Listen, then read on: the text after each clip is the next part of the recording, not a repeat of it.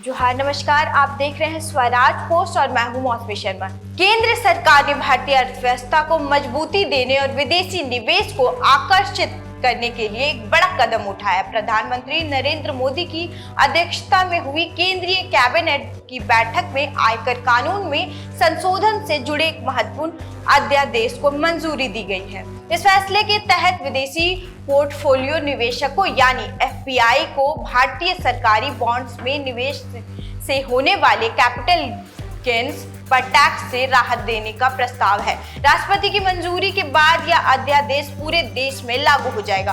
मौजूदा व्यवस्था के अनुसार विदेशी निवेशकों को 12 महीने से अधिक अवधि तक रखे गए सरकारी बॉन्ड्स और सूचीबद्ध शेयरों पर 12.5% लॉन्ग्स की टर्म पे कैपिटल गेन्स टैक्स देना पड़ता है। इसके अलावा सरकारी प्रतिभूतियों से मिलने वाले ब्याज पर 20% विदहोल्डिंग टैक्स भी लागू है। वर्ष 2023 में सरकार ने 5% की रियायती कर दर को समाप्त कर दिया, जिसके बाद विदेशी निवेशकों पर टैक्स का बोझ भी बढ़ गया था। अब सरकार विदेशी निवेशकों को सरकारी बॉन्ड्स में निवेश पर कैपिटल गेन्स टैक्स पूरी तरह राहत देने की कोशिश कर रही है। माना जा रहा है कि इससे भारतीय बॉन्ड्स मार्केट विदेशी निवेशकों के लिए अधिक आकर्षण बनेगा और देश में विदेशी पूंजी का प्रवाह तेजी से बढ़ेगा।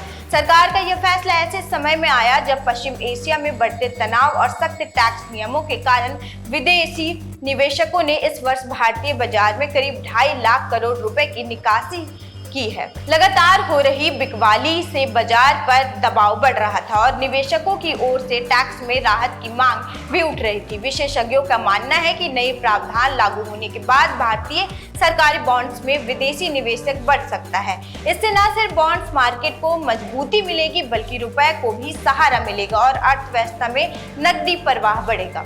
सूत्रों के अनुसार अर्थव्यवस्था को गति देने के लिए केंद्र सरकार आने वाले दिनों में निवेश और वित्तीय क्षेत्र से जुड़े कुछ और बड़े फैसले भी ले सकती है। फिलहाल सभी की नजर राष्ट्रपति की मंजूरी पर टिकी है, जिसके बाद यह नया प्रावधान औपचारिक रूप से लागू हो जाएगा।